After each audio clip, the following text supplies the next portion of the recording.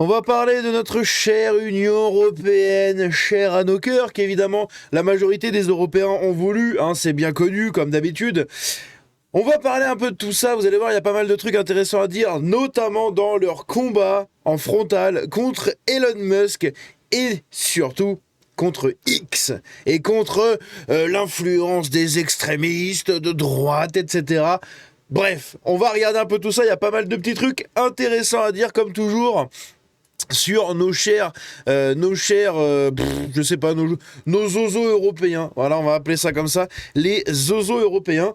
Alors ici, ce qu'on a appris par Libération eux-mêmes, hein, c'est que le parquet européen a mis a mis au jour, 51 milliards d'euros de fraude.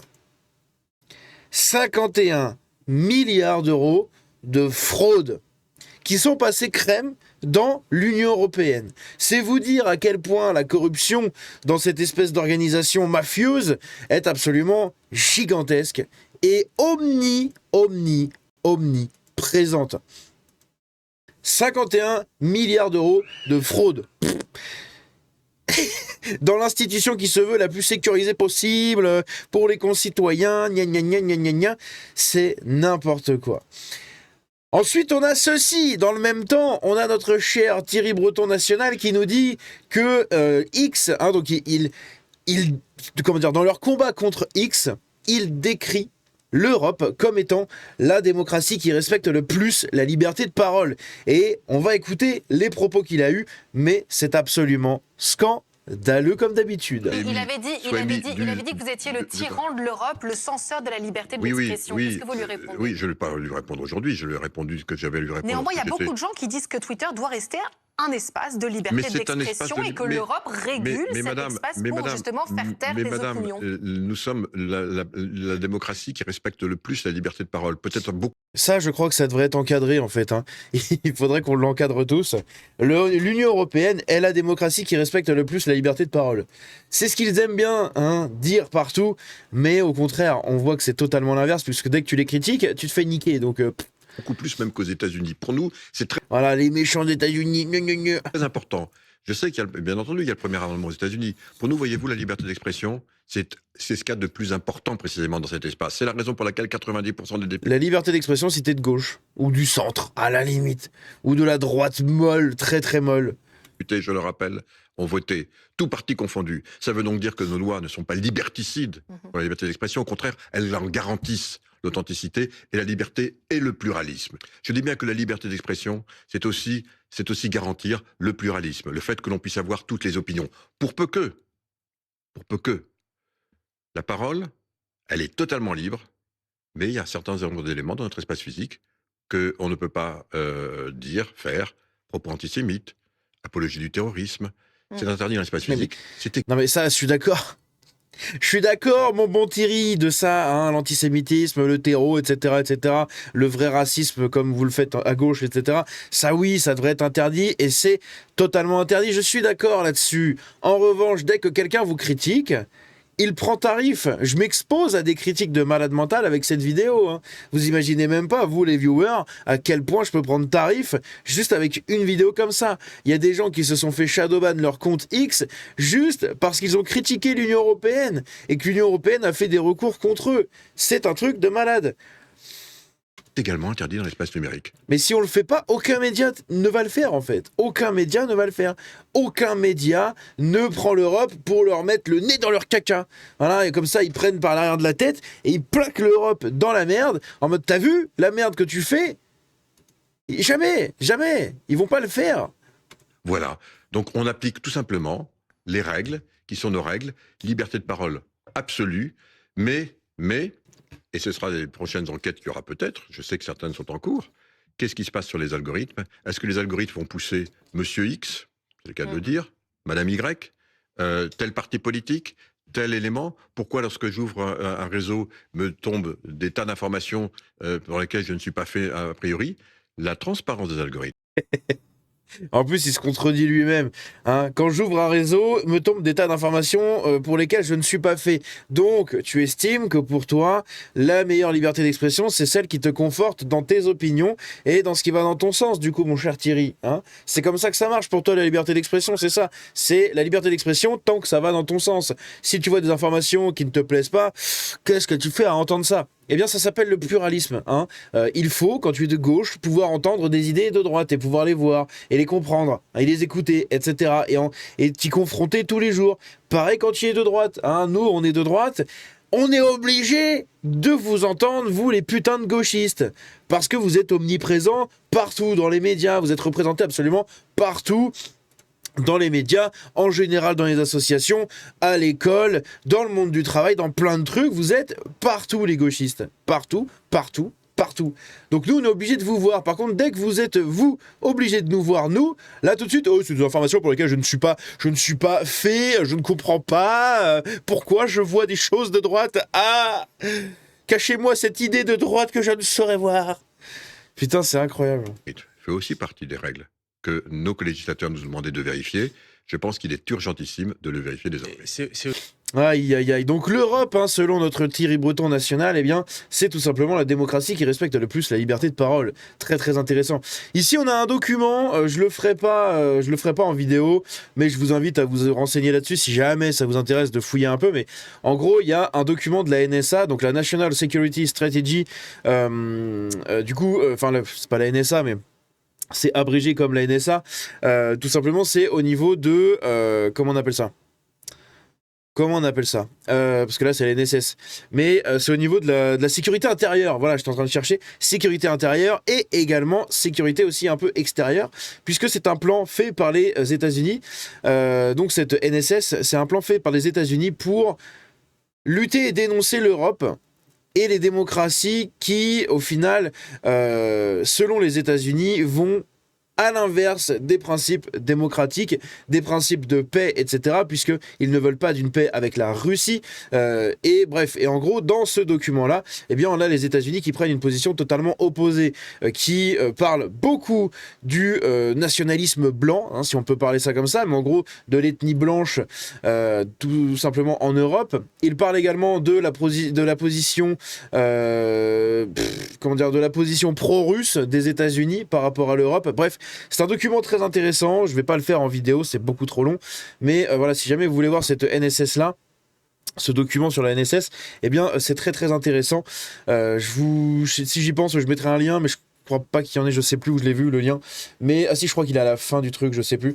Bref, je vous mettrai un lien dans les commentaires si jamais vous voulez aller regarder ça, mais c'est assez intéressant. Hop.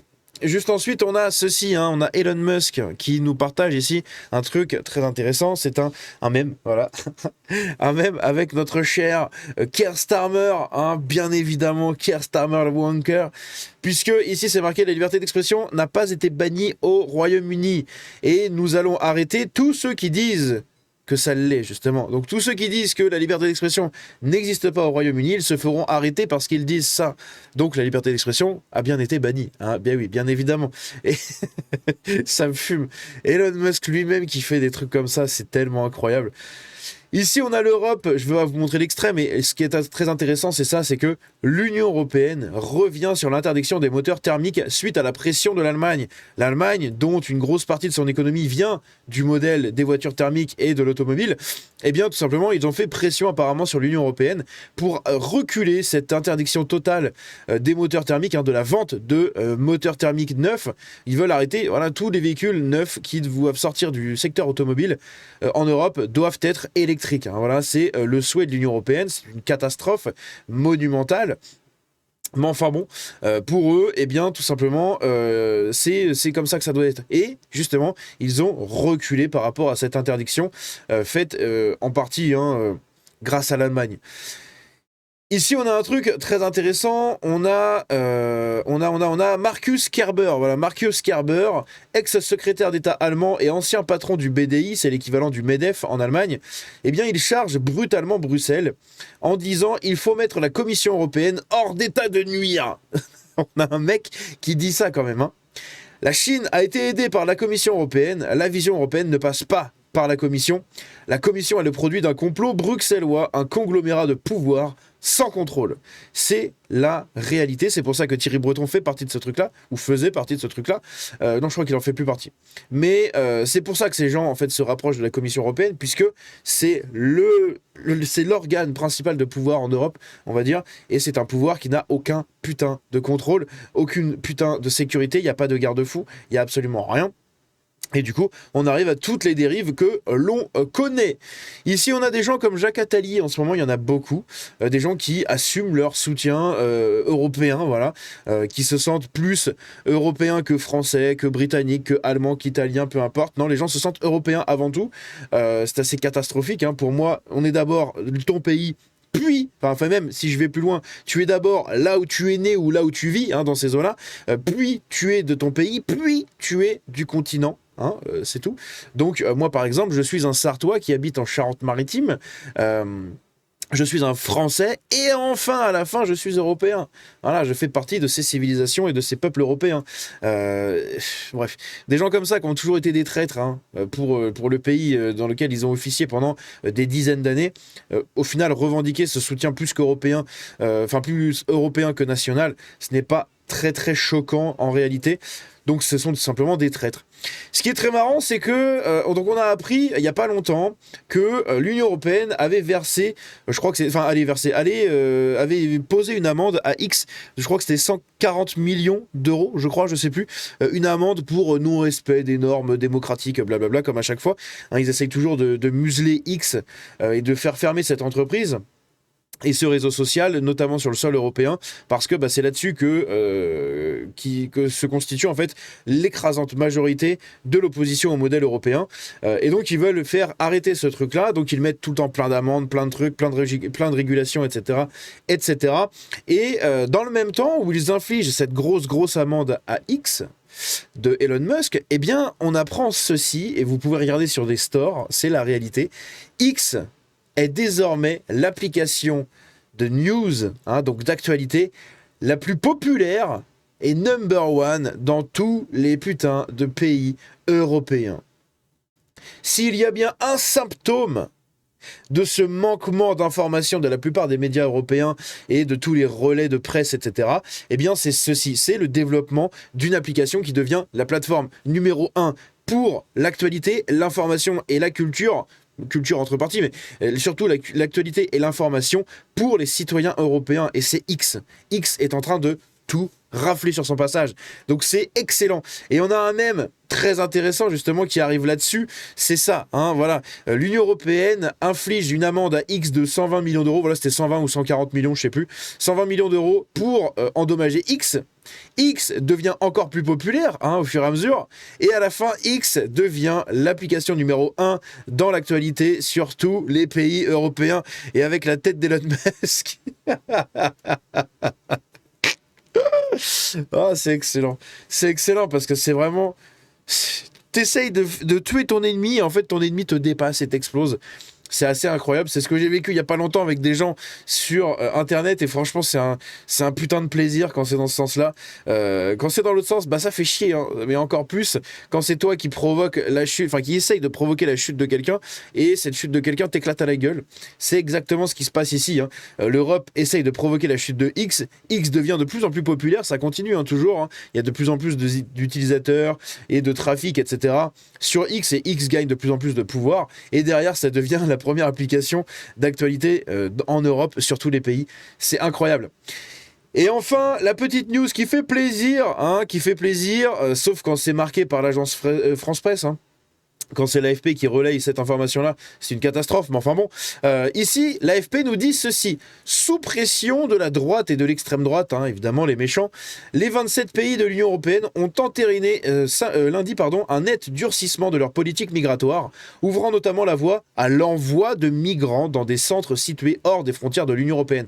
Donc c'est-à-dire que grâce à l'influence des partis de droite et d'extrême droite, selon eux, dans tous les pays en Europe, hein, la droite gagne du terrain absolument partout. Eh bien tout simplement grâce à cette influence grandissante de la droite, et notamment la droite radicale à droite ça veut rien dire, bref, la droite radicale ou la droite vraiment très droite, hein, typiquement ce que eux appellent l'extrême droite, hein, qui n'est pas du tout l'extrême droite, qui est juste une vraie droite, hein. Une vraie droite, très libérale, etc., très nationaliste, très protectrice, très souveraine sur pas mal de choses, mais surtout très protectrice de sa culture, de ses valeurs, hein, très conservatrice. Et bien tout simplement sous influence et sous pression de cette droite-là partout en Europe, et donc également à Bruxelles, eh bien il y a un durcissement de la politique migratoire, ce qui fait que maintenant, il y aura une partie des migrants en fait qui arriveront en Europe, qui seront renvoyés dans des centres situés hors des frontières de l'Union européenne. Donc là, je pense tout de suite aux pays d'Europe de l'Est, hein, ils vont prendre tarif encore, et sinon ça va être des pays, je pense globalement du Maghreb ou je ne sais quoi. Ça va être eux qui vont recevoir. Peut-être qu'on leur paiera encore, hein, ça va être un truc payé par les contribuables, mais au moins ces gens-là ne seront pas sur notre sol. Donc c'est déjà un début, je pense. C'est un premier pas fait vers tout simplement une politique migratoire très dure, très fermée, très sèche pour l'immigration extra-européenne vers l'Europe. Donc je pense que c'est un très très bon point, c'est une très belle avancée. N'hésitez pas à me dire ce que vous en pensez, mais ce qui est marrant, c'est que voilà, hein, tous ces gens-là ici seront un peu plus dans la merde, hein, maintenant, puisque tout simplement, vous ne pourrez plus rentrer dans l'Europe comme dans un putain de moulin. Il faudra venir avec un vrai projet derrière. Enfin ça, c'est l'idéal, hein, que je suis en train de vous dresser. C'est pas du tout ce qui va arriver, mais c'est l'idéal. C'est d'arriver en Europe, comme dans n'importe quel autre pays, et d'immigrer avec de l'argent, des compétences, etc., des moyens, un plan, bref, quelque chose de très propre. C'est pas t'arrives et tu chiales dans ton pays d'accueil pour avoir des aides sociales. Les ministres de l'Intérieur des 27 pays ont donné leur feu vert à plusieurs textes durcissant l'accueil et le renvoi des migrants, et donc la création de hubs de retour hors Union européenne pour y envoyer les personnes déboutées. Durcissement des sanctions contre ceux refusant de quitter le territoire et possibilité de renvoyer certains demandeurs d'asile vers des pays tiers jugés sûrs. Je sais pas ce que ça veut dire par là, hein. C'est quoi un pays tiers? Pourquoi c'est pas juste le pays d'origine de la personne, hein? Globalement, bon bref. La France et l'Espagne ont exprimé des réserves, tandis que les ONG dénoncent des atteintes aux droits humains. Bah oui, les ONG qui vont toujours venir casser les couilles comme à chaque fois, hein. Comme à chaque putain de fois, c'est incroyable. Les États membres ont aussi validé un nouveau système de répartition de demandeurs d'asile. Les pays qui n'accueilleront pas devront verser 20 000 € par demandeur d'asile, hein. Alors, je peux vous dire que sur un bateau, ça fait des chiffres, hein. Déjà là, vous en avez pas mal, hein. Pour soutenir du coup les États en première ligne, une adoption définitive est visée début 2026. Donc, il y aura encore quelques discussions là-dessus, mais globalement, il y a une adoption qui va être faite de ce texte probablement en début 2026. Je pense que c'est une excellente nouvelle. Littéralement, une excellente nouvelle. Donc bref, n'hésitez pas à me dire ce que vous en pensez dans les commentaires, n'hésitez pas à réagir là-dessus, à partager ça autour de vous. C'est une information et un truc d'actu capital, hein, je trouve, l'Union européenne qui arrête l'immigration, tout simplement, qui va ralentir son immigration, ou du moins la gérer différemment, ce qui peut être une excellente nouvelle pour l'avenir. Bref, on se dit à la prochaine, dites-moi ce que vous en pensez dans les commentaires, n'oubliez pas le petit like, etc. Suivez-moi sur les réseaux, justement sur X, hein, pourquoi pas, et sur le Discord, on se dit à la prochaine, ciao.